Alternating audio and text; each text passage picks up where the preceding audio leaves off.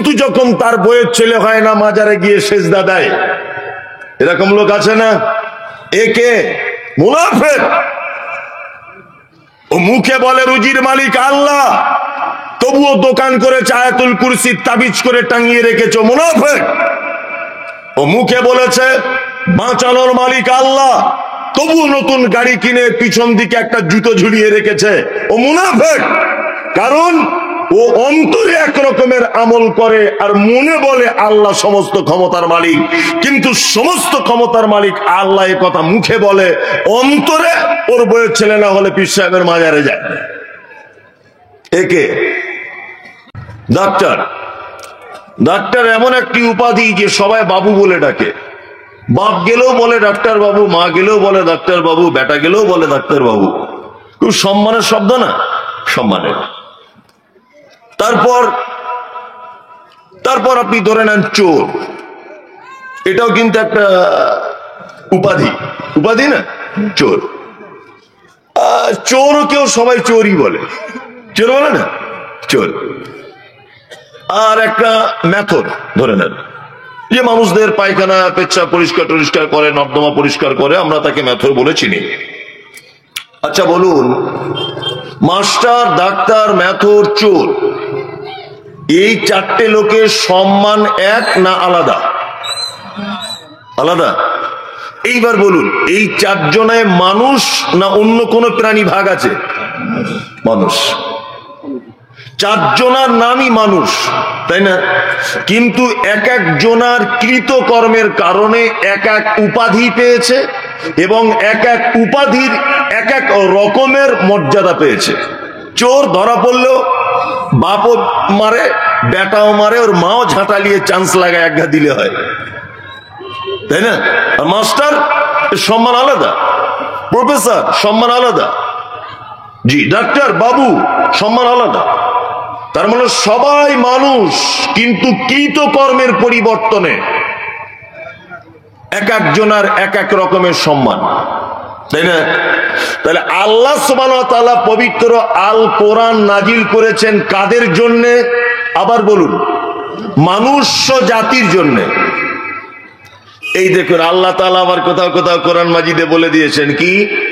কাফিরুন, তারা কাফের। মুশরিকুন, তারা মুশরিক।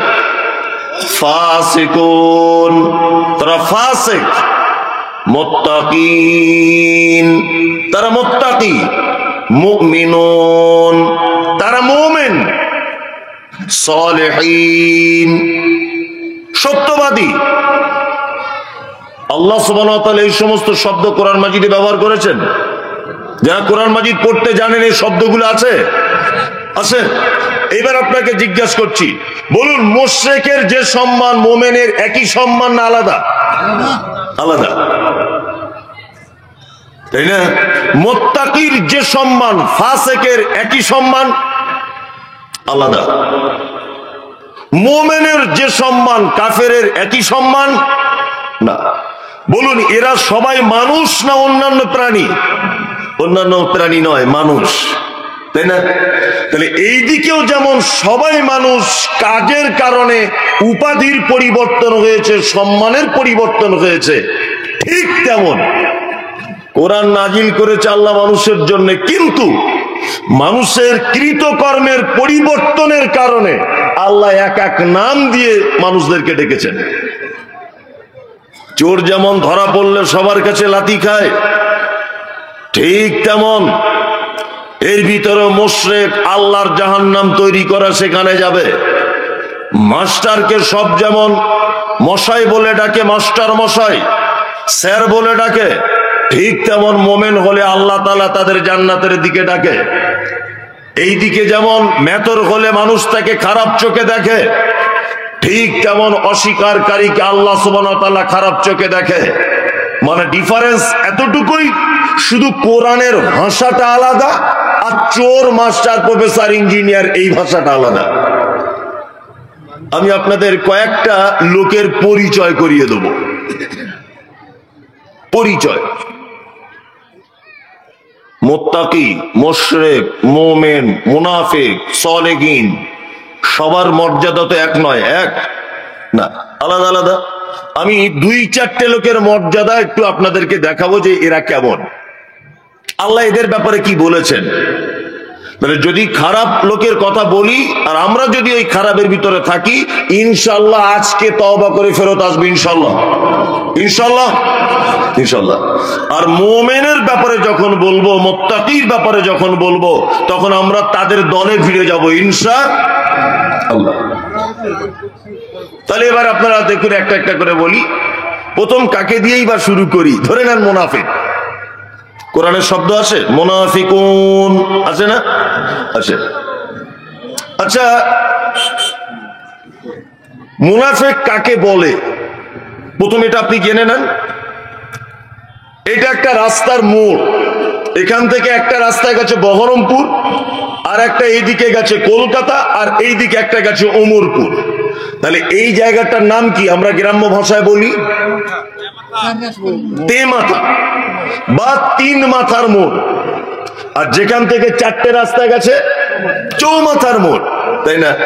আরবিতে এই চৌমাথা, 3 রাস্তা, পঞ্চম মাথা, 2 মাথা, এই মোড়টাকে বলা হয় নিফাক। নিফাক মানে মুনাফিক সেই লোক যার একই জবান থেকে একই ব্যক্তির ব্যাপারে সময়ের পরিবর্তনে ভিন্ন মত পোষণ করে, যে সে হচ্ছে মুনাফিক। যেমন আপনাকে দুনিয়াবি একটা কথা দিয়ে বোঝাই, খুব মজার মজার কথা বলবো আজকে ইনশাআল্লাহ, শুনে থাকলে আবার শুনুন, জ্ঞান বাড়বে। আপনাদের মসজিদে একটা নতুন ইমাম সাহেব এসছেন, তা ইমাম সাহেবটার কেরাত খুব সুন্দর, মাশাআল্লাহ, খুবই সুন্দর কেরাত। ফজরের সালাত আদায় করলেন, সালাত আদায় করে ইমাম সাহেবের গায়ে হাত বোলাচ্ছেন আর বলছেন, সত্যি 30 বছর নামাজ পড়ছি, আপনার মতো ইমাম সাহেব দেখিনি। কি যে গলা আল্লাহ আপনাকে দিয়েছে, আরে এত পরেশগার লোক আমি জীবনে দেখিনি। এই মাত্র ফজরের নামাজ পড়ে ইমাম সাহেবকে বললেন একটি লোক। এখন ইমাম সাহেবের স্ত্রী 10টার সময় ফোন করেছে, হ্যালো, আরে বড় ছেলেটা 12 বার পাতলা পায়খানা করেছে, তাড়াতাড়ি বাড়ি চলে এসো, হসপিটালে নিয়ে যেতে হবে। এ কারুর কাছে ছুটি নেওয়ার টাইম পাইনি, মোটরসাইকেল স্টার্ট দিয়ে বাড়ি চলে গেছে। জোহরের সময়তে মুসল্লিরা মসজিদে ঢুকছে, যে লোকটা ইমাম সাহেবের প্রশংসা করেছিল ওই লোকটা মসজিদে ঢুকে দেখছে পাড়ায় সব থেকে ওর সঙ্গে যার ঝামেলা ও ইমামতিতে দাঁড়িয়ে আছে, সব থেকে যার ঝামেলা। ও মসজিদে অজু করে ঢুকে দেখছে তো সেই ঝামেলা, ইমাম সাহেব কই? ও তখন জমাতে নামাজ না পড়ে বাইরে জমাত একা একা নামাজ পড়ে নিল।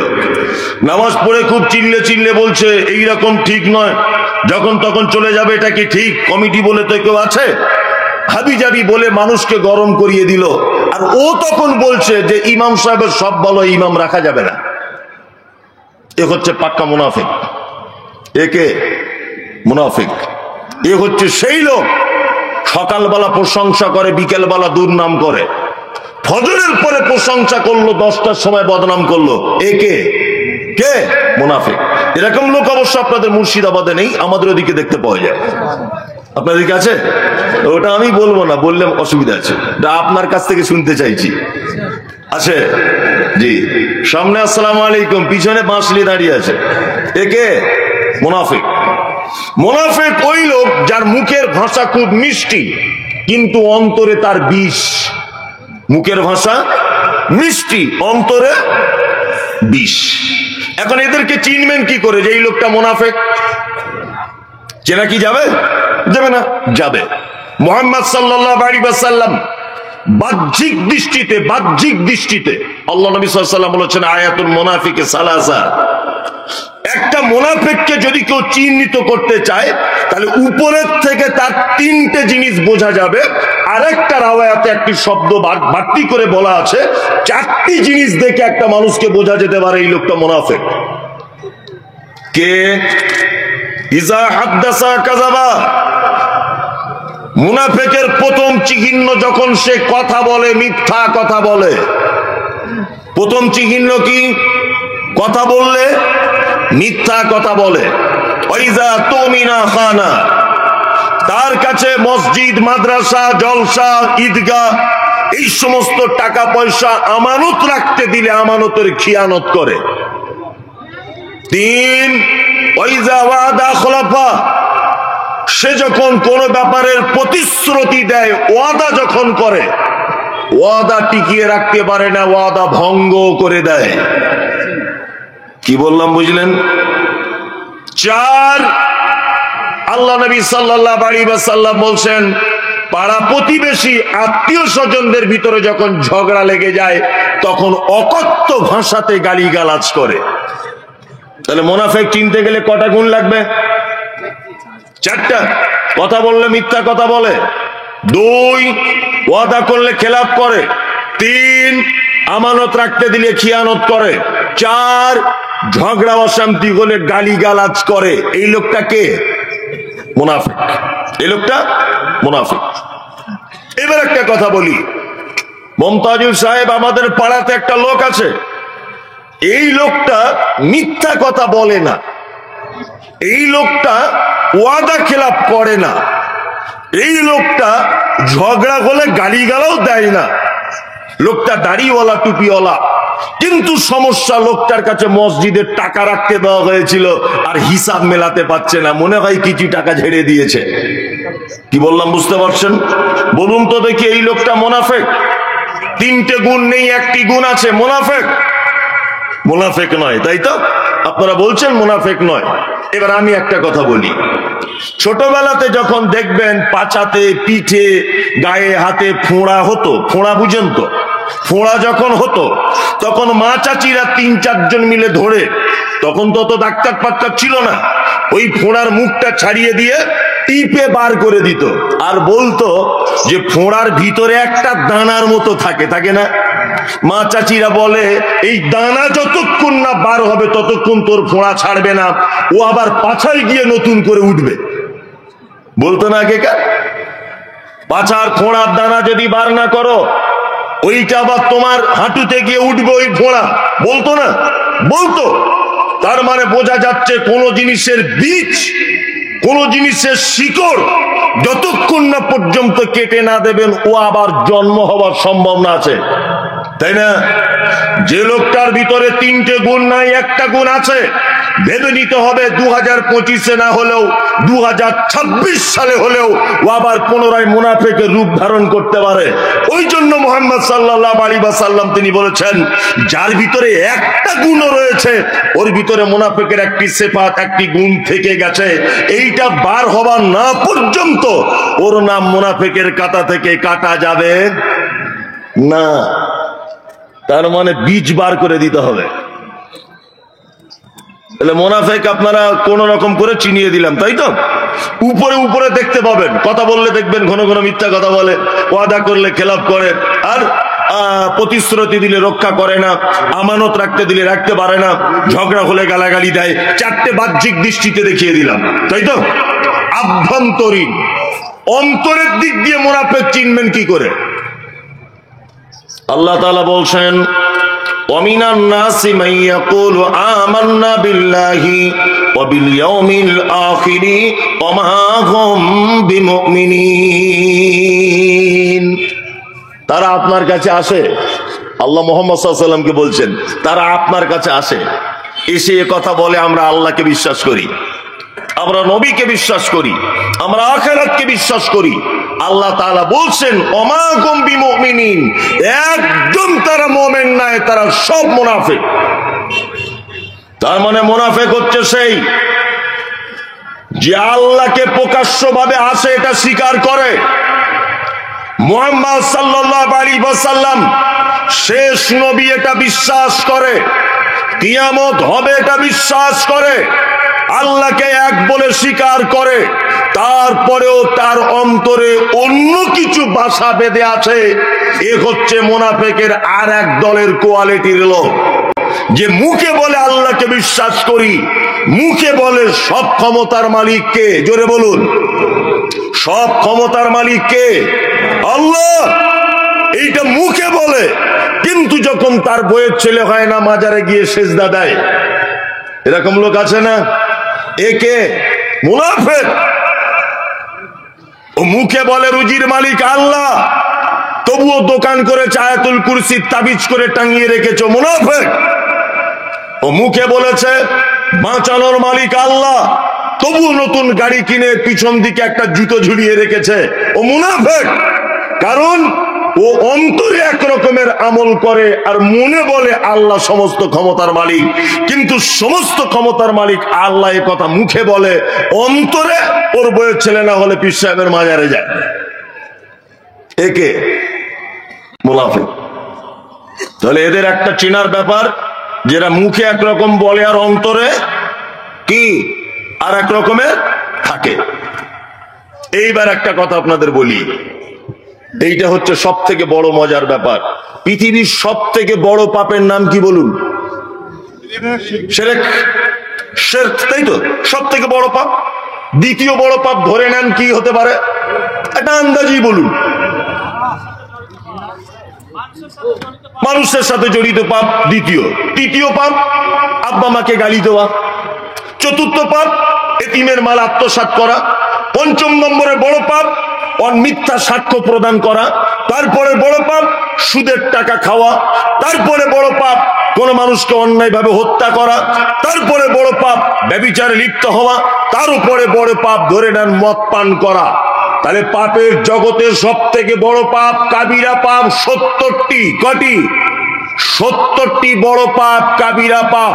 যে পাপের ব্যাপারে আল্লাহ সুবহানাহু ওয়া তাআলা সাজা ঘোষণা করেছেন, না হলে যে পাপের জরিমানা করেছেন, না হলে যে পাপ বড় বলে আল্লাহ সুবহানাহু ওয়া তাআলা বা মুহাম্মদ সাল্লাল্লাহু আলাইহি ওয়াসাল্লাম আখ্যায়িত করেছেন, পৃথিবীতে 70টি সিরিয়ালের দিক দিয়ে কাবিরা পাপ বড় পাপ পাওয়া যায়। এবার আপনার কাছে আমার বলার উদ্দেশ্য সেটা হচ্ছে এই, পৃথিবীতে একটি পাপীকে আপনি দেখাতে পারবেন না যে পাপীকে আল্লাহ তাআলা বলছেন যে জাহান্নামের একেবারে নিম্ন স্তরে থাকবে, এ কথা আল্লাহ তাআলা বলছেন না, আল্লাহ নবী বলছেন না। একটা মানুষ শিরিক করতে পারে, কবরে সেজদা দিতে পারে, মাজারে সেজদা দিতে পারে, বাবার পা ধরে চুম্বন করতে পারে, লোকটা পাপ করেছে, বিনিময়ে জাহান্নাম যেতে পারে। তবে জাহান্নামের কোন জায়গায় থাকবে কথা আল্লাহর নবী কিছু বলছেন না। একটা ছেলে সুদের টাকা খেলো, সে বিনিময়ে জাহান্নাম যেতে পারে, জাহান্নামের কোন জায়গায় থাকবে আল্লাহ বা আল্লাহর নবী বলছেন না। একটা মানুষ সুদের টাকা খাওয়ার পরেও জাহান্নাম যেতে পারে, তবে জাহান্নামের কোন জায়গায় তার স্থান হবে এ কথা আল্লাহ বা তার নবী বলছেন না। পৃথিবীর তৃতীয় মহাপাপ অন্যায়ভাবে কাউকে হত্যা করা। কাউকে যদি কেউ হত্যা করেই যদি দেয় তাহলে জাহান্নাম যেতে পারে, কোন জায়গায় থাকবে কথা আল্লাহ বা তার নবী বলছেন না। কিন্তু আল্লাহ নবী সাল্লাল্লাহু আলাইহি ওয়াসাল্লাম নয়, আল্লাহ নিজে বলছেন ইন্নাল মুনাফিকিনা ফিদ দারকিল আসফালি মিনান নার। নিশ্চয় পৃথিবীতে মুনাফিকরা এত নিকৃষ্ট পাপী যে মুনাফিকদেরকে জাহান্নামের নিম্ন স্তরে রাখা হবে। তাহলে সব থেকে অপমানজনক সাজা কোন পাপীর জন্য? মুনাফিকের জন্য। কারণ সারা পৃথিবীতে যত বদমাইশি আছে, সব থেকে বড় বদমাইশি হচ্ছে মুনাফিকি। কি বলছি বুঝতে পারছেন? যত বদমাইশি সারা পৃথিবীতে হয়েছে, কিসের জন্য হয়েছে? মুনাফিকির কারণে হয়েছে। তার একটা জ্বলন্ত প্রমাণ আপনাদেরকে আমি দিই। এইটা তো সেই মুর্শিদাবাদ পার্শ্ববর্তী জেলা, তার নাম হচ্ছে নদিয়া। নদিয়ার পলাশী রামবাগানে নবাব সিরাজউদ্দৌলার সঙ্গে ব্রিটিশদের একটি লড়াই হয়েছিল। ইতিহাস মনে আছে? মনে আছে? নবাব সিরাজ জিততে পেরেছিলেন? পারেননি। কারণ কি ছিল? কারণ ছিল এই, নবাব সিরাজের বাড়িতে থেকেছে, তার গাড়িতে চেপেছে, তার বাড়িতে খেয়েছে, তার সুখ স্বচ্ছন্দে ভাগ বসিয়েছে। তার নাম মীর জাফর আলী। জানেন, নবাব সিরাজ ব্রিটিশদের উৎখাত করার জন্য পলাশী রামবাগানে ব্রিটিশদের যে কৌশলে তিনি মারবেন বলে পদক্ষেপ নিয়েছিলেন, সমস্ত রণকৌশল এবং সমস্ত আভ্যন্তরীণ কথাগুলি এই নবাব সিরাজউদ্দৌলার সমস্ত কথাবার্তারা মীর জাফর আলী ব্রিটিশদের কাছে প্রকাশ করে দিয়েছিলেন আগে থেকে। ওই জন্যই তো বলা হয় মীর জাফর, তাই না? তার মানে আপনি যদি দেখেন সারা পৃথিবীর মানচিত্র ঘেটে, সারা পৃথিবীতে যত জায়গায় মুসলিমদের বিপর্যয় এসেছে, যত জায়গায় মুসলিমরা মার খেয়েছে, সমস্ত জায়গাতে মুনাফিকদের হাত রয়েছে। সমস্ত জায়গাতে মুনাফিকরা আছে, আছে না? আর একটা দৃষ্টান্ত দিই, এখানে হানাফি, সাফি, মালিকি, হাম্বলি, দেওবন্দি, জামাত ইসলামী, পাথর চাপড়ি, আজমিরি, কাশ্মীরি, আহলে হাদিস, জামাত ইসলামী সবাই থাকতে পারেন। কোন দলকে আমি টার্গেট করে বলছি না। আপনারা জানেন সারা ভারতবর্ষের একদম ঐতিহ্যবাহী জায়গা, তার নাম মুম্বাই। এই মুম্বাইয়ের একজন ছেলে, তার নাম ডাক্তার জাকির নায়েক। শুনেছেন নাম? লোকটার বক্তব্য শোনেন, শোনেন সকলে। আমিও প্রতিনিয়ত শুনি, বড় আফসোস লাগে। আমি প্রথম যখন বক্তব্য রেখেছি তখন আমি কথা বলেছি যে ডাক্তার জাকির নায়েককে দেশ ছাড়ার জন্য সব থেকে বড় দায়ী নরেন্দ্র মোদী, তারপরে বড় দায়ী অমিত শাহ, তারপরে দিলীপ বাবু। এইরকম অজস্র বক্তব্য আমি নিজে মুখে দিয়েছি যে এরা মনে হয় ডাক্তার জাকির নায়েককে দেশ ছাড়তে বাধ্য করে দিয়েছে। তারপরে তদন্ত করে দেখতে পেয়েছি, সোশ্যাল মিডিয়াতে খোঁজ নিয়ে পেয়েছি, ওনার পিস টিভিতে আলোচকদের সঙ্গে আলোচনায় বসে দেখেছি, তাতে আমি যা এক্সপিরিয়েন্স, অভিজ্ঞতা যা পেয়েছি, তাতে করে এই যে ওনাকে দেশ ছাড়ার পিছনে নরেন্দ্র মোদীর যত না হাত আছে, অমিত শাহর যত না হাত আছে, তার থেকে বেশি সর্বনাশ করেছে ওনাকে ওই লোকেরা যারা বড় পাঞ্জাবি, 22 হাত টুপি, পীর ফকির মাজার, এরা সব থেকে বেশি সর্বনাশ করেছে। ওই লোকটা সব থেকে বেশি সর্বনাশ করেছে। তসলিমা নাসরিনের নাম শুনেছেন আপনারা? ভারতবর্ষে আসতে পারেননি, এসেছেন, অজস্রবার এসেছেন, কোনো সমস্যা নেই। বাংলাদেশের প্রখ্যাত আলেম আব্দুর রাজ্জাক বিন ইউসুফের নাম শুনেছেন? নাম জানেন? লোকটার ইন্ডিয়াতে আসতে পারছে কেন? ইন্ডিয়া এসে কারুর বইয়ের হাত ধরে টেনেছ? কারুর মেয়ের ওড়না ধরে টেনেছে? ওই লোকটা কেন আসতে পারছে না ভারতবর্ষে? এই যে এক শ্রেণীর দাড়ি টুপিওয়ালা মুনাফিকরা এর বিরুদ্ধে মামলা করে দিয়েছে, সমস্ত জায়গাতে এর বিরুদ্ধে লিখিত অভিযোগ করে দিয়েছে। এই লোকটার রাস্তা যাবে না। এই লোকটা এলে আমাদের মাজারে ধূপ জ্বালাবে কে? কে ধূপ জ্বালাবে? ধূপ জ্বালাবার লোক কমে যাবে। কি বলছি বুঝতে পারছেন? তার মানে মুনাফিক কিন্তু অন্য দলের ভিতরে নেই, মুনাফিক যত রয়েছে আমাদের ভিতরই আছে, না নেই? আচ্ছা, মুনাফিক কত খাতারনাক এবার একটা কথা বলি। আচ্ছা, পৃথিবীতে যত বড়ই পাপী হোক, যেমন একটা লোক কোটি কোটি টাকার সুদ খেলো, বলুন তো এই সুদ খাওয়ার লোকটার জন্য আমি দোয়া করতে পারি কি পারি না? পারি, যে আল্লাহ আমার ভাই সুদ খেত, ওকে একটু ক্ষমা করে দাও, এটা বলতে পারি কি পারি না? পারি। আমার স্ত্রী পাপ কাজে লিপ্ত হয়ে মারা গেছে, আমি আমার স্ত্রীর জন্য দোয়া করতে পারি কি পারি না? আমি আমার আব্বা পাপী মানুষ, আমি আমার আব্বার জন্য দোয়া করতে পারি কি পারি না? পারি। আল্লাহ তাআলা কোরআন মাজিদ আয়াত অবতীর্ণ করলেন পৃথিবীর নিকৃষ্ট পাপীদের ব্যাপারে, ইস্তাগফির। আল্লাহ নবীকে বলছেন ইস্তাগফির, আপনি ক্ষমা প্রার্থনা করেন। আওলা তাস্তাগফির, ক্ষমা প্রার্থনা নাই বা করেন। ইন তাস্তাগফির লাকুম 70 মাররাতান, আপনি যদি মুনাফিকদের জন্য একদিনে 70 বার যদি ক্ষমা প্রার্থনা করেন, ফালাই ইয়াগফির আল্লাহু লাকুম, তারপরেও আমি আল্লাহ কখনো মুনাফিকদের ক্ষমা করব না। এখানে একটা মজার ব্যাপার, আমি মমতাজুল ইসলাম, আমি তো পাপী লোক, আমি এই লোকটার জন্য দোয়া করছি, এই দোয়া কবুল হতে পারে, নাও পারে, তাই না? পারে কি? হতে পারে, নাও পারে। আল্লাহ নবীকে বলছেন কি ইস্তাগফির, আপনি ক্ষমা প্রার্থনা করেন। আওলা তাস্তাগফির, ক্ষমা প্রার্থনা নাই বা করেন। ইন তাস্তাগফির লাহুম 70 মাররাতান, আপনি যদি একদিনে মুনাফিকদের জন্য 70 বার যদি আপনি ক্ষমা প্রার্থনা করেন, ফালাই ইয়াগফির আল্লাহু লাহুম, তারপরেও আমি আল্লাহ মুনাফিকদের ক্ষমা করব না। তার মানে বুঝতে পারা যাচ্ছে পৃথিবীর জঘন্যতম পাপীর নাম মুনাফিক। আর একটা আশ্চর্য কথা বলি আপনাদের, আচ্ছা বলুন তো, পৃথিবীতে যত পাপী আছে, কোন পাপীর ব্যাপারে ডাইরেক্ট বলা আছে কোরআনে বা হাদিসে যে ওর জানাজা পড়া যাবে না? আছে? বেনামাজির জানাজা পড়া ডাইরেক্ট কোথাও লেখা নেই যে ওর জানাজা পড়া যাবে না। ওলামারা ইস্তিহাদ করে হয়তো কেউ কেউ বলেছেন যে না, ওর জানাজা পড়া ঠিক নয়। কি বললাম বুঝলেন? এই কথা বলেছেন। ডাইরেক্ট তার জানাজা পড়া যাবে না। একটা লোক আল্লাহ রসুল কোন জানাজায় ছিলেন, জিজ্ঞাসা করছেন লোকটা ঋণ আছে, ঋণ দেনা পাওনা কিছু আছে? একজন বলছেন আল্লাহ রসুল ঋণ আছে।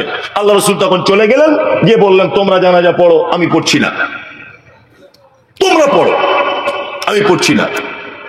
ঋণগ্রস্ত ব্যক্তির জানাজা আল্লাহর নবী সাল্লাল্লাহু আলাইহি ওয়াসাল্লাম পড়েননি, ভালো করে বুঝবেন। কিন্তু আল্লাহ নবী সাল্লাল্লাহু আলাইহি ওয়াসাল্লাম মানা করেননি যে তোমরা কেউ পড়ো না, মানা করেননি। তিনি পছন্দ করেননি ঋণগ্রস্ত মানুষের জানাজা পড়তে, কিন্তু ডাইরেক্ট তিনি বলেননি ওদের জানাজা পড়া যাবে না। এইবার একটা মজার কথা বলি, তখনকার দিনের সব থেকে বড় মুনাফিকের নাম কি? আব্দুল্লাহ ইবনে উবাই ইবনে সুলুল, তাই না? আব্দুল্লাহ ইবনে উবাই মারা গেলেন, মনোযোগ দিয়ে শুনবেন এটা। আব্দুল্লাহ ইবনে উবাই মারা গেলেন বলা যাবে না, মারা গেল, ওর জন্য আর আপনি বলে লাভ নেই, মারা গেল। এইদিকে ওকে কি দেখছেন? আমাদেরকে ফিরুন। আব্দুল্লাহ ইবনে উবাই মুনাফিকদের সর্দার মারা গেল, তার বেটার নাম কি? আব্দুল্লাহ, ঠিক আব্দুল্লাহ, আব্দুল্লাহ তার বেটা। যখন আব্দুল্লাহ ইবনে উবাই মারা গেল, তখন আব্দুল্লাহ আস্তে আস্তে করে আল্লাহর নবীকে এসে বলছেন, আল্লাহর নবী, আমি চাইছি যে আমার আপনার পরনের কাপড়টা আমার আব্বার কাফন হোক, এটা আমি চাইছি। তা আল্লাহ নবী সাল্লাল্লাহু আলাইহি ওয়াসাল্লাম কাপড়টা দিয়ে দিলেন, যাও তোমার আব্বার কাপড় হবে, কাফন হবে, নিয়ে যাও। হযরত ওমর তো রাগী মানুষ ছিলেন, রাগী মানুষ ছিলেন না? হযরত ওমর তো রেগে বম হয়ে যাচ্ছে যে মুনাফিকদের সর্দার, তার কাফনের কাপড় আল্লাহর নবী নিজের জামা খুলে দিচ্ছেন, আশ্চর্য ব্যাপার। কিন্তু হযরত ওমর কিছু বলতে পারছেন না। আব্দুল্লাহ আরেকটু এগিয়ে গিয়ে আবার ফেরত এসে আব্বাকে, আল্লাহর নবীকে বলছেন, আল্লাহর নবী, আমি চাই আমার আব্বার জানাজাটা আপনি পড়ান। এবার আল্লাহ রাসূল উঠছেন, জানাজা পড়াবেন, উঠছেন, জানাজা পড়তে যাবেন, কে উঠছেন? আল্লাহ রাসূল। যখন আল্লাহ রাসূল উঠছেন, হযরত ওমর জামাটা এইভাবে ধরলেন আল্লাহ রাসূলের। আল্লাহর নবী, আপনি কার জানাজা পড়তে যাচ্ছেন? ও তো মুনাফিকদের সর্দার। আল্লাহ নবী তখন বলছেন, ওমর, আমাকে যে এখনো কিছু বলা হয়নি, আমাকে যে এখন এই ব্যাপারে কিছু বলা হয়নি, ভালো করে বুঝবেন। হযরত ওমর এই কথা শুনে নিজেকে লজ্জিত মনে করলেন যে আল্লাহ নবীকে মানা করছে না, অথচ আমি একজন সাধারণ সাহাবী হয়ে আল্লাহ নবীকে মানা করে দিলাম। কি অন্যায় করলাম, কি ভুল করলাম, মনে করে এই ভুল আর জীবনে কোনোদিন ক্ষমা হবে না। আল্লাহ নবী সাল্লাল্লাহু আলাইহি ওয়াসাল্লাম জানাজার সালাতের ইমামতি করলেন, ভালো করে বুঝবেন। আচ্ছা বলুন তো, নবীজির পরে যদি কেউ নবী হতো, হতো কে? ওমর। কেন ওমর হতেন? সাহাবীদের ভিতরে সব থেকে বিচক্ষণ সাহাবী, তার নাম ওমর। দুই, হযরত ওমরের রায়ের ব্যাপারে কোরআন মাজিদের আয়াত পর্যন্ত অবতীর্ণ হয়েছে। জানাজার নামাজ শেষ, হযরত ওমরের মন খারাপ যে আমি আল্লাহর নবীকে জানাজা পড়তে মানা করলাম, অথচ নবীজি জানাজা পড়লেন আর আমি মানা করে দিলাম। সঙ্গে সঙ্গে কোরআনের আয়াত অবতীর্ণ হলো, ওয়ালা তুসাল্লি আলা আহাদিন মিনহুম মাতা আবাদা ওয়ালা তাকুম আলা কবরিহি ইন্নাকুম কাফারু বিল্লাহি ওয়া রাসূলি ওয়া মাতুহুম ফাসিকুন। আল্লাহ নবীকে জানাজার মাটি জানিয়ে দিচ্ছেন, মুহাম্মদ, ওয়ালা তুসাল্লি আলা আহাদিন মিনহুম মাতা আবাদা, মুনাফিকদের কেউ মারা গেলে পশ্চিম কালেও আপনি তাদের জন্য সালাত আদায় করবেন না। ওয়ালা তাকুম আলা কবরিহি, জানাজা তো দূরের কথা, তাদের কবরের সাইডে পর্যন্ত আপনি দাঁড়াবেন না। তাহলে রায়টা আল্লাহ দিলেন কার পক্ষে? হযরত ওমরের পক্ষে নয়। হ্যাঁ, হযরত ওমর তো এই রায় দিয়েছিলেন, হযরত ওমরের পক্ষে এই রায় হয়ে গেল। আল্লাহু আকবার। কারণ আল্লাহ তাআলা বলছেন, ইন্নাহুম কাফারু বিল্লাহি, নিশ্চয়ই তারা অস্বীকার করেছে আল্লাহকে এবং তার রাসূলকে, এবং তারা মৃত্যুবরণ করেছে ফাসিক অবস্থায়। তার মানে একটা স্পষ্ট দলিল পবিত্র আল কোরআন থেকে এটা পাওয়া যায় যে মুনাফিকদের কেউ মারা গেলে আল্লাহ তাআলা বলেছেন, ওয়ালা তুসাল্লি আলা আহাদিন মিনহুম মাতা আবাদা ওয়ালা তাকুম আলা কবরিহি। মুহাম্মদ সাল্লাল্লাহু আলাইহি ওয়াসাল্লাম মুনাফিকদের ভিতরে কেউ মারা গেলে তার জানাজা সালাত আদায় করবেন না এবং তাদের কবরের পাশে দাঁড়াবেন না। তার মানে বুঝতে পারছেন তো মুনাফিক কত ডেঞ্জারাস পাপী। আঁচ করতে পারছেন? আল্লাহু আকবার।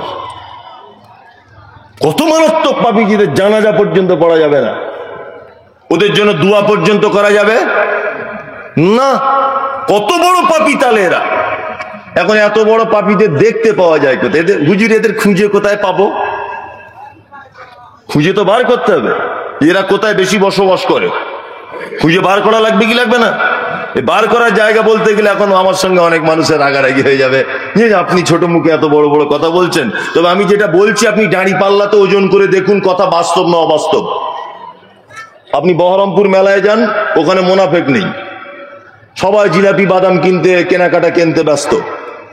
আপনি সিনেমা হলে যান, মোনাফেক দেখতে পাবেন না, সবাই দেখছেন হা করে বসে আছে সিনেমা দেখার জন্য। আপনি বাজারে যান, আলু কত, পেঁয়াজ কত, পটল কত, ঝিঙে কত, লাউ কত, কদু কত, এইসব করছে। গরু হাটে যান, আমি ওই যে ভাই এটা কত নিবে, এটা দাম কত, একটু কমাও একটু বাড়াও, এইসব চলছে না?